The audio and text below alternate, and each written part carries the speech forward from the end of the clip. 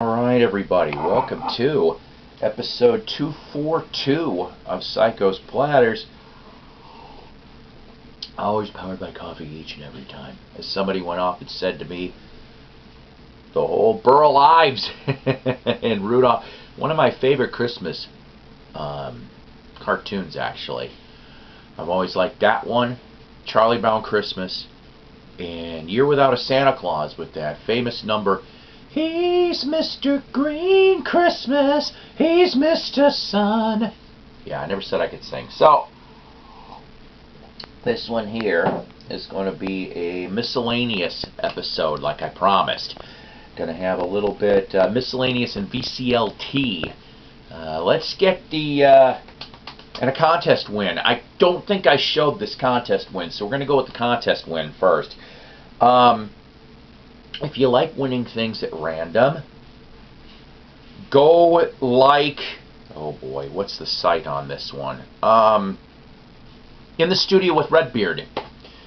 Facebook page or online, his website. They dole out music prizes pretty much monthly. I mean, you can get all different kinds of prizes. I've won on and off over the last few years. The last offering, and like I said, if I showed this before, forgive me, but I just don't recall. This is a DVD, this is a documentary. It says, "You risk nothing, you gain nothing." American Valhalla. Josh Homme from Queens of the Stone Age and Iggy Pop. Yeah, here's the front, here's the back. I'm kind of curious about this, to tell you the honest truth. I mean, I like Queens of the Stone Age, but I will say this. When the hell is the next Them Crooked Vultures album? When? Because I like that lineup. I like John Paul Jones being with these guys doing the Them Crooked Vultures. That first album, the only album, was awesome, in my opinion anyway. I mean, I love Queens of the Stone Age, but I want to see a Them Crooked Vultures second album someday. And Iggy Pop I like. His stuff, I like his Stooges stuff, I do. I like some of his solo stuff. I don't know. In the comments below, give me some underrated Iggy Pop thing I should listen to. Honestly. I mean, like I said, I've heard Funhouse, I've heard Lust for Life. The last thing that I remember that's stuck in my head was Cold Metal. If you like that song, I actually like that song, Cold Metal. So this is what I got for that. Now, let's see here. This one here, tour books. 25-cent tour books. And I know you're going to roll your eyes at me when I show you what these are.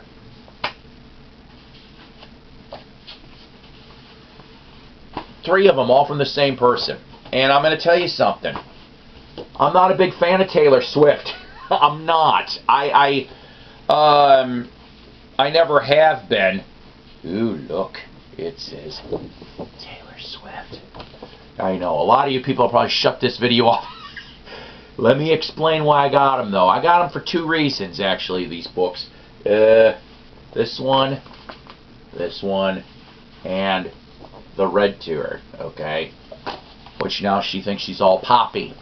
Alright? First of all, they were a quarter apiece. I'm not going to pass them up.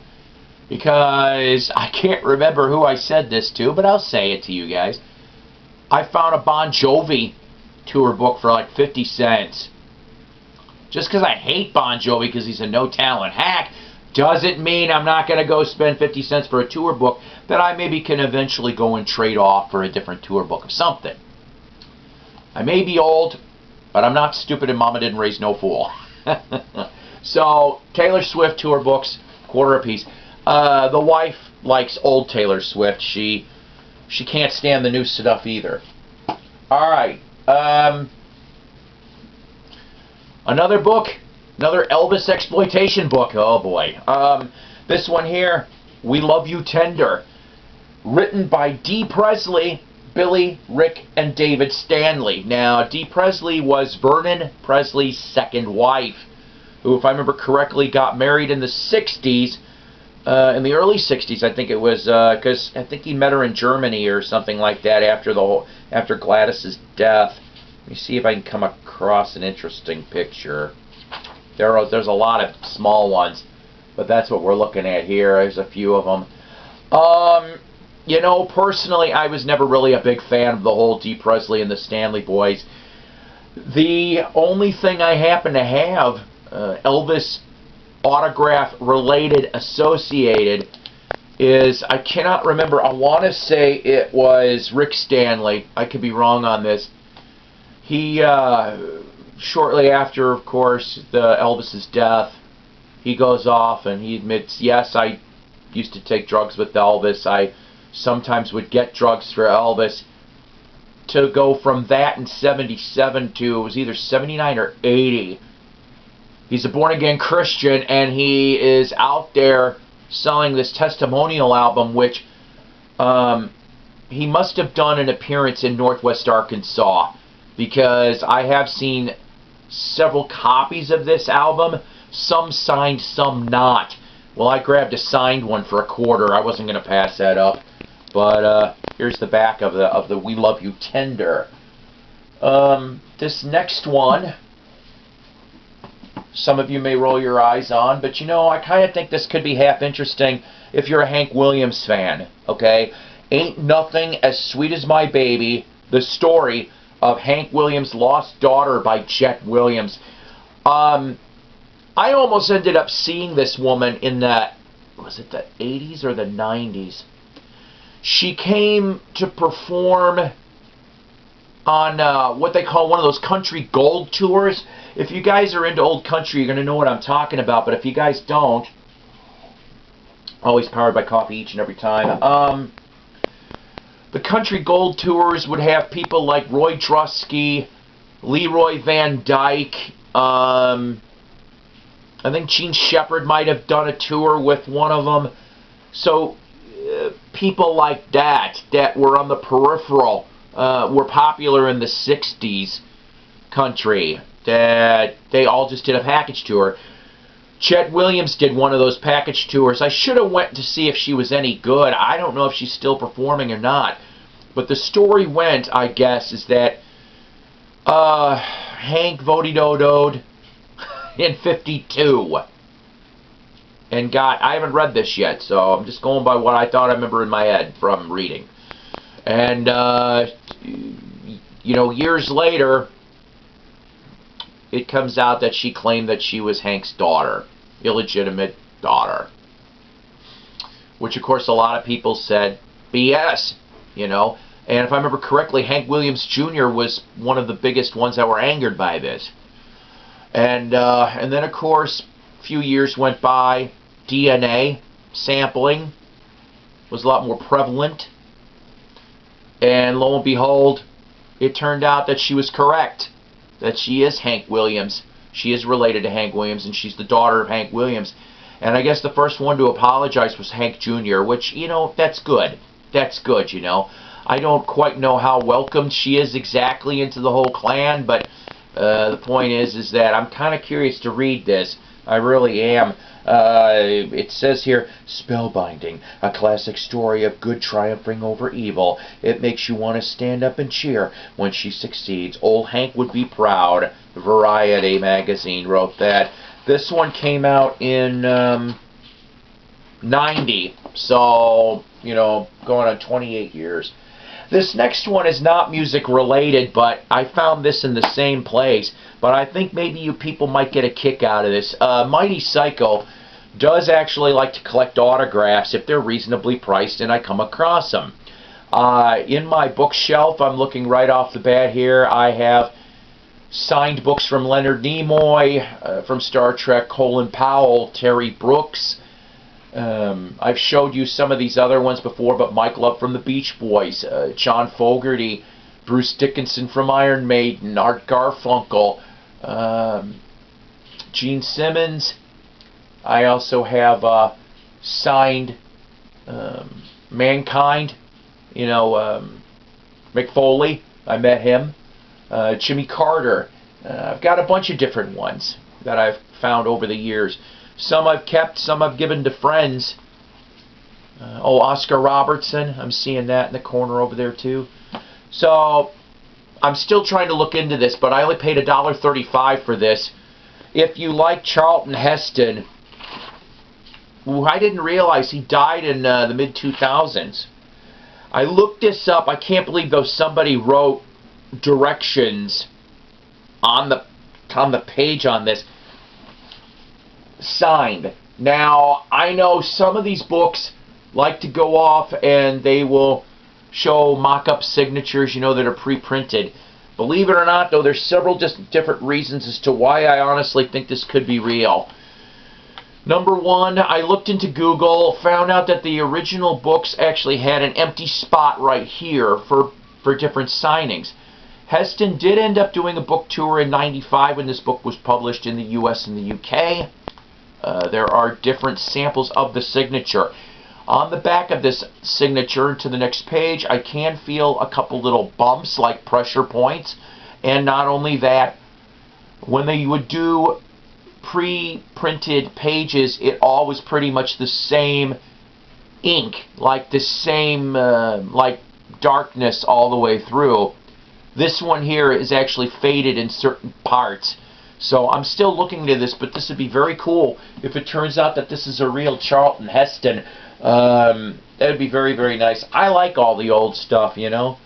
Maybe some damn dirty apes were involved. Yeah, I know. Okay, so now we get to the VCLT portion of all of this. The first part here is from a contest prize that I won courtesy of Wax Museum with Ronnie Dark, which of course I advertise his show all the time on these episodes. But I'm going to tell you something. Once again, I will mention, I will behoove you to subscribe on Facebook to Wax Museum with Ronnie Dark and listening on Sunday nights from 6 to 9 p.m. Central Standard Time, because it seems like about once a month he will do giveaways. And if you win, unless it's a localized prize, because, like, for example, he just got done giving away a pair of tickets to Rob Zombie Marilyn Manson, which is near there in New York, in central New York. But he'll give away vinyl, he'll give away all kinds of other things. And I've been pretty lucky. So I won. This is not original, this is a new 180-gram reissue, though. But I love The Damnation of Adam Blessing. This is the second album from 1970, originally made on United Artists. Capitol Records was involved in this. This is a gatefold.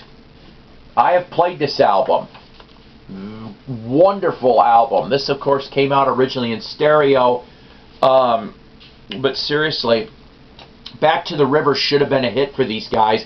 They ended up doing 3 albums on United Artists. The next album on here, which I'm told is spotty, is Which is the Joker, Which is the Thief. That came out in '71.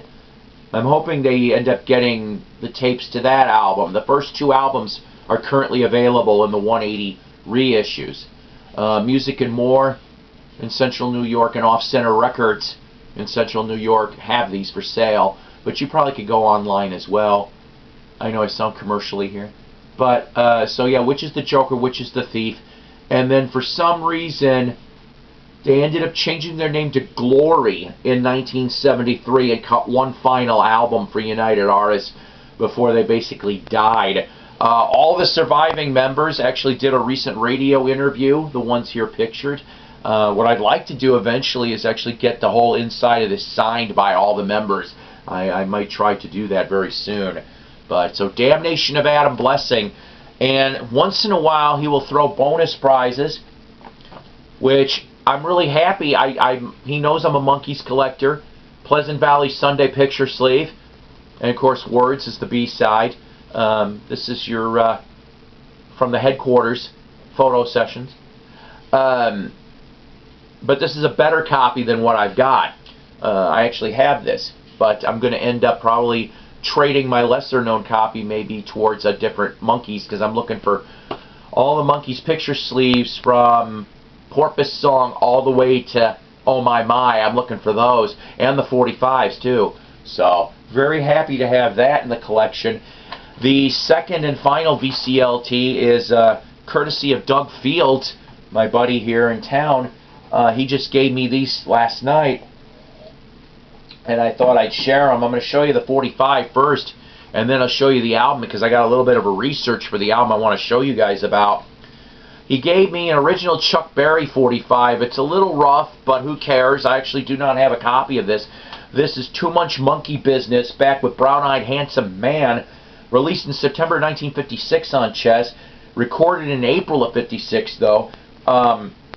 Both songs have Johnny Johnson on piano, which was his piano player for many, many years, along with Willie Dixon, who plays double bass on both cuts. Too Much Monkey Business didn't chart, but Brown-Eyed Handsome Man did, number 5 on the Billboard R&B charts. So very happy to have this nice original Chess pressing. Like I said, a little rough, but that's okay. Just the way your mother likes it, Trebek. Alright, so, yeah, I know that was bad. Okay, so, I am from the Chicagoland area, as everybody that has watched this show knows. So I like to give shout-outs to respective Chicago area bands from the 50s to today, pretty much. This one here, the Buckinghams, Kind of a Drag, 66, 67. This is the front, this is the back. He ended up finding this at the local vintage stock for 99 cents. He didn't know I didn't already have copies. I have 2 copies, actually, of this. I have one autographed when I met Carl Gimmeries and Nick Fortuna. I met them. And then to top that off, I found a second copy. All my copies are in mono. They do have a stereo edition that came out, but I've never found a stereo one. So why am I showing you this? Well, the fact of the matter is I knew from the Gold Mine Price Guide, and then the information that I'm going to tell you about, I will admit, is from verbatim from Discogs. So bear with me, because I think this is worth noting if you happen to have this album. This actually came out in 2 different versions. Alright? So I'm going to read this to you, because like I said, this is a reason. 2 ways to tell if you have an original edition of Kind of a Drag from 1966. The original edition came out in 66. The regular edition came out in 67 on USA Records. And it will look like that. So, the original edition is worth a lot more. It is. But 2 ways to tell if you have an original edition, and they are to actually listen to the record to see if the song I'm a Man plays at the end of side 1, and to check and see location of the song Summertime on side 2. To check location of the song, you can't look at the track listing. You'll need to count the location of the song on the vinyl itself. In other words, you'll be counting the bands. Summertime will be the longest gap on side 2. If it's the 3rd song, then you have an original 1966 copy. Congratulations. But if it's the 4th song, then you have the regular 1967 version. This one, unfortunately, is the 4th song, so I know this is 67. I'm going to have to check my other 2 copies, I'm not going to lie.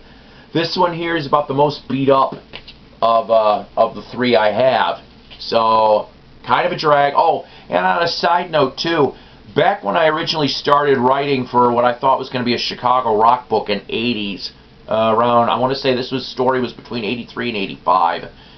I actually, courtesy of someone that worked at Illinois Entertainer magazine, I was able to get a hold of original keyboardist Dennis Mikulas, who would shorten it to Dennis Mickley.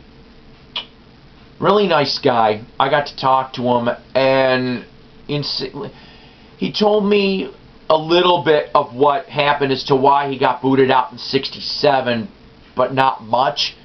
Marty Greb would come in from 67 on to play with the Buckinghams, and like I think I said before, I didn't know that John Poulos, the drummer, lived in Crystal Lake, Illinois in the 70s, and he died in 80.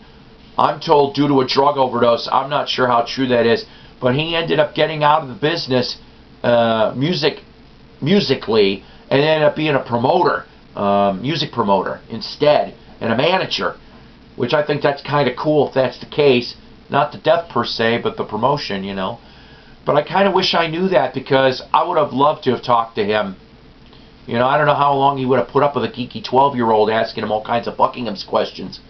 But I just thought it was kind of cool, you know.